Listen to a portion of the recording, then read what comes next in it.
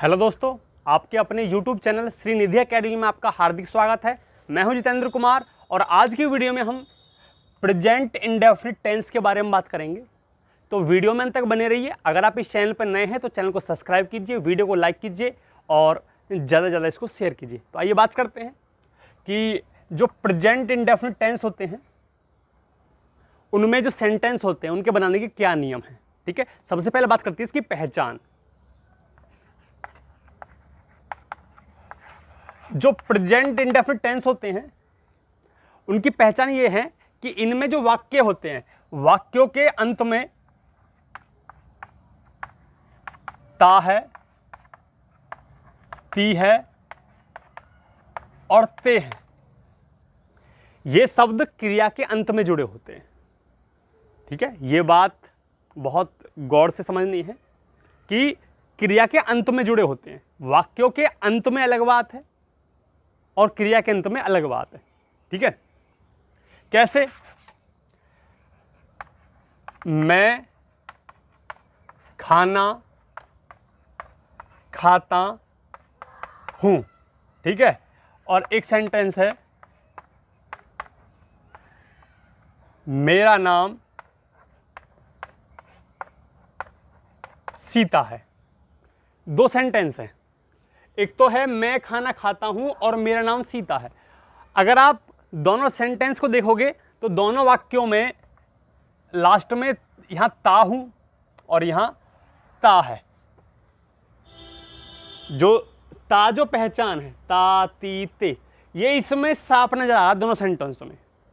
लेकिन ये तो प्रेजेंट इंडेफिनिट है लेकिन ये नहीं है, क्योंकि जो असली पहचान ये है कि क्रिया के अंत में आता है। ता है, ती है, ते है, ये क्रिया के अंत में आते हैं। वाक्यों के अंत में आप कह सकते हैं लेकिन वो पूर्ण शुद्ध नहीं होगा। ठीक है, तो क्रिया के अंत में जो खाना है वह खाना खाता है। ठीक है, जो ईटिंग है, हम ईटिंग करते हैं, खाते हैं, तो वो एक एक्टिविटी है, एक क्रिया है। और यहां सीता, सीता एक नाम है, कोई यहां वर्ब नहीं होती, ये क्रिया नहीं होती। ठीक है, इसलिए इसकी जो पहचान होती है कि इस प्रकार के वाक्यों में क्रिया के अंत में ता है, ती है, ते है, ये शब्द आते हैं। ठीक है, आगे चलते हैं। ये तो हमारी बात हो गई कि इसकी पहचान क्लियर हो गई। अब सहायक क्रिया, हेल्पिंग वर्ब।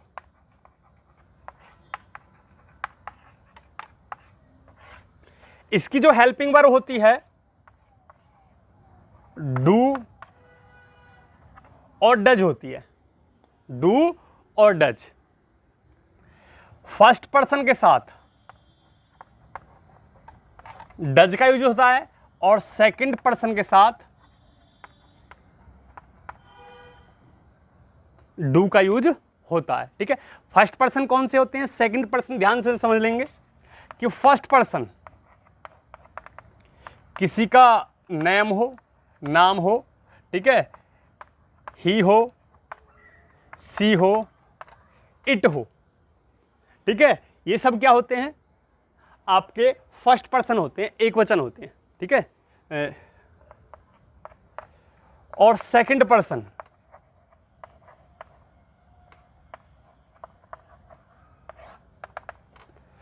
इसमें इनके अलावा यू, वी, दे, आई, ठीक है ना, और या कोई प्लूरल हो। ठीक है, कोई भी प्लूरल हो, बहुवचन हो। ठीक है, ये सेकंड पर्सन में आते हैं। ठीक है ना, फर्स्ट पर्सन, सेकंड पर्सन, तो डू का यूज आपको सेकंड पर्सन के साथ करना है और डज का जो यूज करना है फर्स्ट पर्सन के साथ करना है। ठीक है, आगे चलते हैं। सहायक क्रिया हो गई आपकी। सहायक क्रिया के बाद हम इसके जो नियम हैं सेंटेंस बनाने के उनके बारे में बात करते हैं।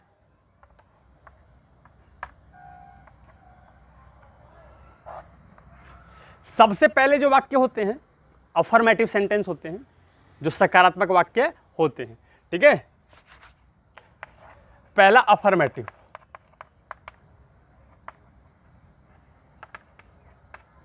Affirmative sentences.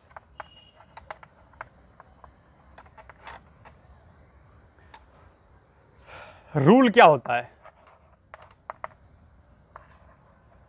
सब्जेक्ट वर्ब की फर्स्ट फॉर्म, वर्ब की फर्स्ट फॉर्म प्लस एस या ईएस प्लस ऑब्जेक्ट। ये नियम तो है बेटा फर्स्ट पर्सन के लिए। अगर हमारा सब्जेक्ट क्या है, फर्स्ट पर्सन है, ठीक है, एक वचन है, तो ये नियम होगा, उसमें एस या एस लगेगा। जैसे एग्जांपल, वह खाना खाता है, वह खाना खाता है, जो करता है क्या है, एक वचन है, तो यहां बनेगा ही, और वर्ब की फर्स्ट फॉर्म, वर्ब क्या है, खाना, ठीक है ना, ये ईट, EATS जुड़ेगा बेटा इसमें, ही ईट्स द फूड। ये सेंटेंस आपका इस प्रकार बनेगा। अगर सेकंड पर्सन हो, सेकंड पर्सन के लिए क्या रूल बनेगा देखेंगे। सेकंड पर्सन के लिए रूल,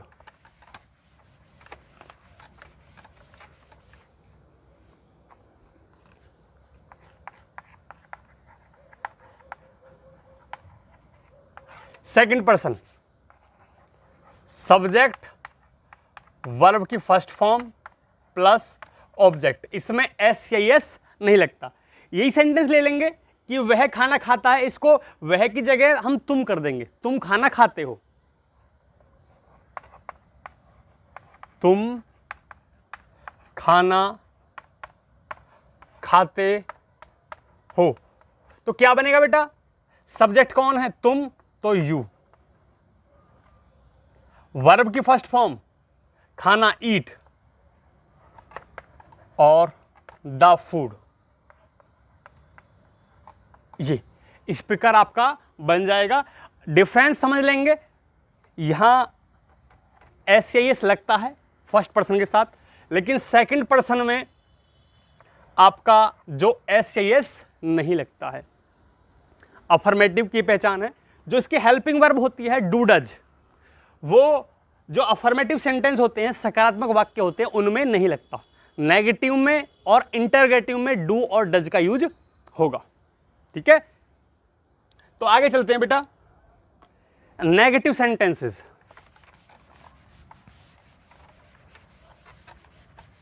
नेगेटिव सेंटेंसेस, ठीक है, जो नकारात्मक वाक्य कहते हैं इनको।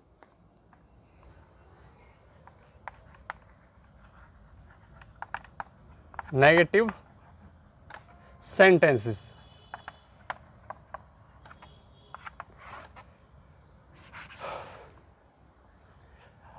सब्जेक्ट प्लस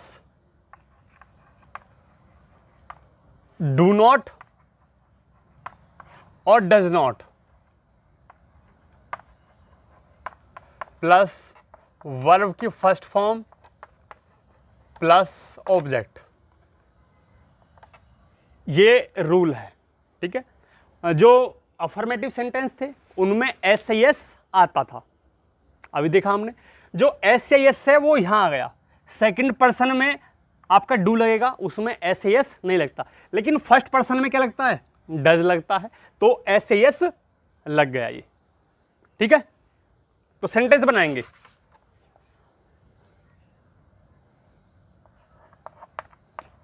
तुम स्कूल नहीं जाते हो, तुम स्कूल नहीं जाते हो, तो सब्जेक्ट क्या है बेटा, यू, यू। डू नॉट या डज नॉट, यू क्या है, सेकंड पर्सन अभी बताया हमने। तो do not, do not verb की फर्स्ट फॉर्म क्या है? जो पहचान है, ता है, ती है, ते है, ये जिसके साथ जुड़े होते हैं वही वर्ब होती है। तो वर्ब क्या है? ये जाना जो है, तो जाने क्या होती है? गो। ठीक है, वर्ब होगा। ऑब्जेक्ट क्या है बेटा? स्कूल, तो गो टू स्कूल। ठीक है, अब इसी सेंटेंस को हम फर्स्ट पर्सन में बनाएंगे। ठीक है, यहां राम ले लेंगे, राम स्कूल जाता है, राम स्कूल जाता है। तो सब्जेक्ट क्या है? राम। राम, डू नॉट है, डज नॉट, किसी का नाम है, नेम है, तो फर्स्ट पर्सन है, तो डज नॉट आएगा, डज नॉट। ठीक है, वर्ब क्या है? जाना, जिसमें ता है, जुड़ रहा है, जो पहचान होती है वाक्य की, जो जिसमें शब्द में जुड़ रही है, वही क्या होता है? आपका वर्ब होती है। तो गो फर्स्ट वर्ब आएगी। ठीक है ना, फर्स्ट फॉर्म। और टू स्कूल, ये आपका सेंटेंस बन गया, नेगेटिव सेंटेंस। ठीक है, अब चलते हैं इंटरोगेटिव।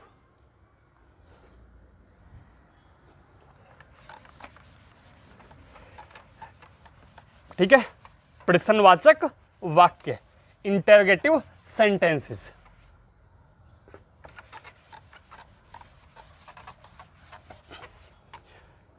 नंबर 3,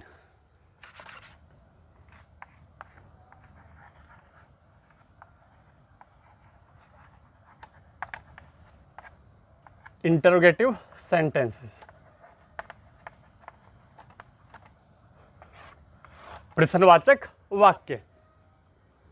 इंटरोगेटिव एक तो होते हैं जो सेंटेंस क्या से शुरू होते हैं, ठीक है, और दूसरे होते हैं डबल इंटरोगेटिव, जिनमें बीच में कोई प्रश्नवाचक शब्द आता है। तो सबसे पहले बात करते हैं हम इंटरोगेटिव सेंटेंसेस, जिनमें क्या से स्टार्टिंग होता है। ठीक है, क्या वह स्कूल जाता है, क्या वह खाना खाता है, ठीक है, क्या वह पानी पीता है, क्या वह खेलता है। ठीक है, ये सेंटेंस होते हैं। ठीक है, यदि वाक्य क्या से प्रारंभ हो, ठीक है, तो ये इंटरोगेटिव है। लेकिन जिनमें जो प्रश्नवाचक शब्द है वो बीच में आए, वो डबल इंटरोगेटिव हो जाते हैं। ठीक है बेटा, तो सबसे पहले रूल के बारे में बात करते हैं। जो क्या की जो अंग्रेजी होती है वाट होती है, लेकिन यहां वाट का यूज नहीं करते थे। अगर शुरू में क्या आता है तो उसकी जो अंग्रेजी होती है वो हेल्पिंग वर्ब होती है।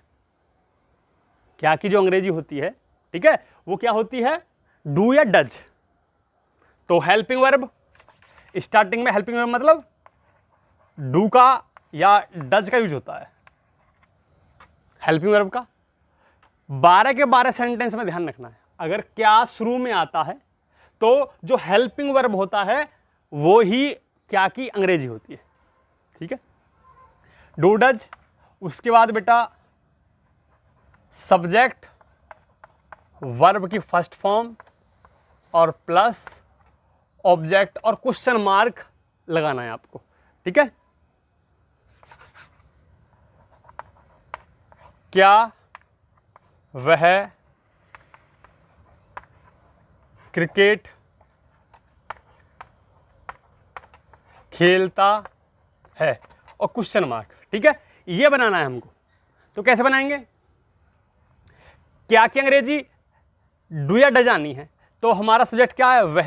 वह फर्स्ट पर्सन है या सेकंड पर्सन है? फर्स्ट पर्सन है, तो फर्स्ट के साथ क्या आएगा बेटा? डज आएगा, तो डज।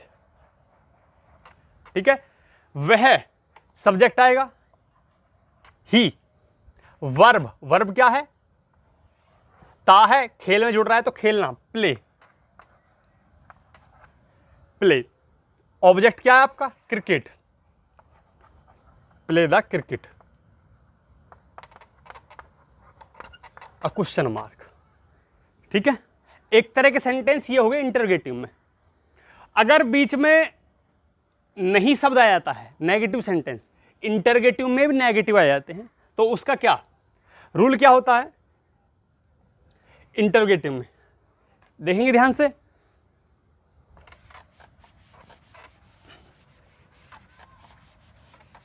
ठीक है, इंटरोगेटिव में नेगेटिव,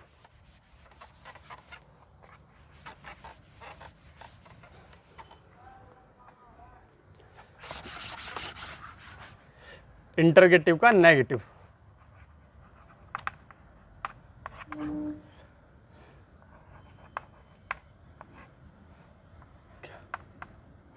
क्या वह रात में नहीं पढ़ता है? ठीक है, क्या वह रात को नहीं पढ़ता है, ये सेंटेंस बनाना है आपका। ठीक है, तो सबसे पहले रूल लिख देते हैं। सबसे पहले डू डज आएगा, उसके बाद आपका सब्जेक्ट आएगा और उसके बाद नोट आएगा। 12 के 12 सेंटेंस में सेम रूल लगता है। ठीक है, सभी में क्या वाले सेंटेंस में अगर नेगेटिव बनता है तो पहले हेल्पिंग वर्ब आएगी, फिर सब्जेक्ट आएगा और सब्जेक्ट के बाद नोट आएगा।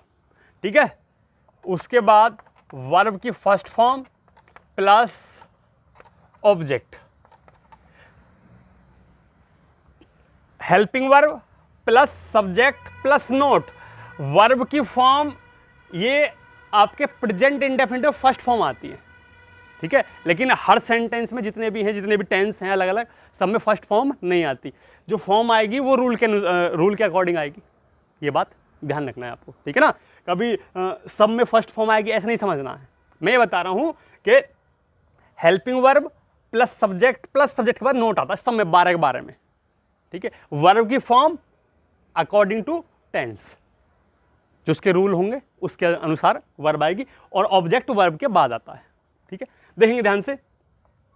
तो डू डज, तो डू आएगा या डज आएगा, तो आपको क्या देखना है, जो सब्जेक्ट फर्स्ट पर्सन है या सेकंड पर्सन है। फर्स्ट पर्सन है इसलिए डज आएगा, डज। सब्जेक्ट क्या बेटा, ही।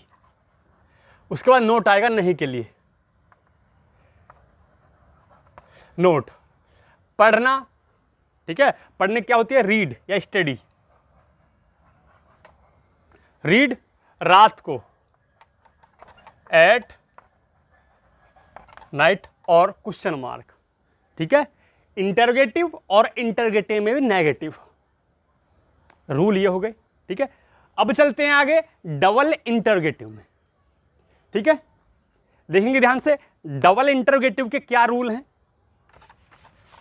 और सेंटेंस इसमें कैसे बनेंगे, ध्यान से समझेंगे। बहुत ही आसान है, एक समझ गए तो 12 के 12 समझ गए। रूल सेम होंगे। ठीक है, सेंटेंस बनाने के, बस वर्ब की फॉर्म कहीं आईएनजी जुड़ती है, कहीं थर्ड फॉर्म लगती है। ठीक है, ये बदलता है और नियम ज़्यादातर एक से हैं सबके। तो डबल इंटरोगेटिव है बेटा। ठीक है, तो डबल इंटरोगेटिव की पहचान अभी बता दी मैंने आपको कि इसमें सेंटेंस के बीच में प्रश्नवाचक वाक्य आते हैं, वो प्रश्नवाचक शब्द आते हैं। जैसे वह, हर बार वह आ रहा है, ठीक है ना। हम पतंग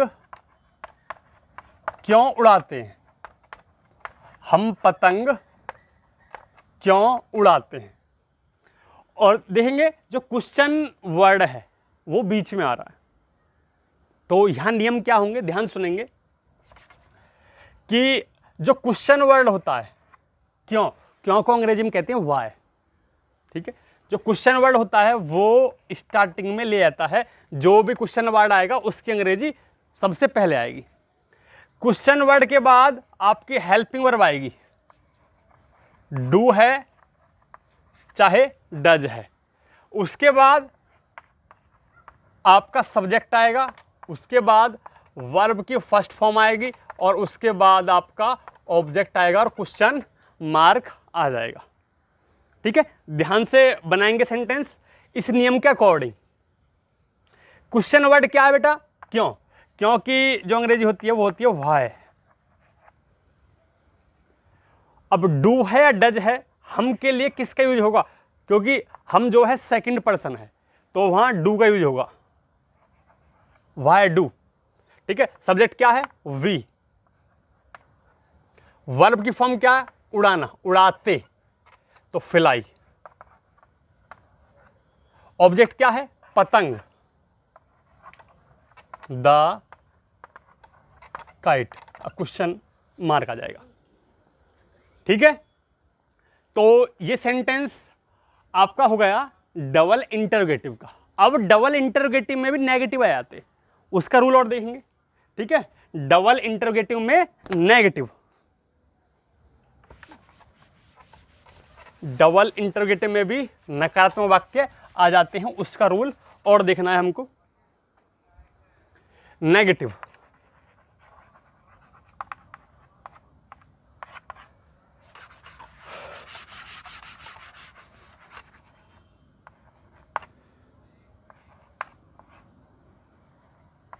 माताजी,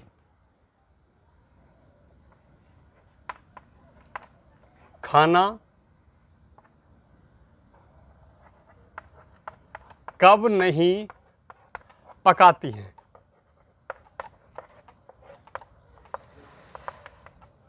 ये सेंटेंस हमारा, और डबल इंटरोगेटिव का नेगेटिव है। तो रूल देखेंगे, रूल क्या बनेगा? सबसे पहले जो क्वेश्चन वर्ड है वो आएगा, उसके बाद पहले की तरह डू डज आएगा, उसके बाद सब्जेक्ट आएगा और सब्जेक्ट के बाद नोट का यूज होगा। उसके बाद पहले की तरह ही वर्ब की फर्स्ट फॉर्म आएगी और उसके बाद आपका ऑब्जेक्ट आएगा, क्वेश्चन मार्क लग जाएगा। तो देखेंगे क्वेश्चन वर्ड क्या है? कब। कब को कहते हैं अंग्रेजी में व्हेन। माताजी फर्स्ट पर्सन है, ठीक है, इसके लिए डज आएगा। ठीक है ना। मदर, सब्जेक्ट हो गया। नोट, वर्ब क्या है? पकाना, सी डबल ओ के, कुक मीन्स पकाना, कुक द फूड और क्वेश्चन मार्क। ठीक है, तो इस तरह से ये सेंटेंस बनेंगे। रूल बताए, एक सेंटेंस बताया। ठीक है, एक्सरसाइज जो आपकी ग्रामर की बुक होगी उसमें बहुत सारे सेंटेंस होंगे, ठीक है ना, वो सभी आपको बना के देखने हैं। रूल सेम लगेगा जो आपको बताया, ठीक है ना। जो अफर्मेटिव होते हैं उसके सेंटेंस अलग हैं, नेगेटिव के अलग हैं, इंटरगेटिव के अलग हैं, और इंटरगेटिव में भी नेगेटिव होते हैं। फिर डबल इंटरगेटिव है, डबल इंटरगेटिव में भी नेगेटिव है। ठीक है, कुल मिला के 6 तरह के वाक्य हो गए, कुल मिला के 6 तरह के वाक्य हो गए, और ये समझने हैं आपको। ठीक है बेटा, सबसे पहले पहचान बहुत जरूरी है, क्योंकि अब तो एक तरह के हैं, अब तो एक तरह के हैं। जब आप पेपर में बैठेंगे, किसी पेपर में बैठते हैं, तो वहाँ एक तरह के सेंटेंस नहीं होते, बहुत तरह के सेंटेंस होते हैं। तो वहाँ आपको क्या देखना होता है? पहचान देखनी होती है। ठीक है, तो ये छोटा सा स्क्रिप्ट था। ठीक है, प्रेजेंट इंडेफिनिट का आपने अंत तक देखा, इसके लिए धन्यवाद। अगर आप इस चैनल पर नए हैं तो चैनल को सब्सक्राइब कीजिए, वीडियो को लाइक कीजिए और ज़्यादा से ज़्यादा इसको शेयर कीजिए।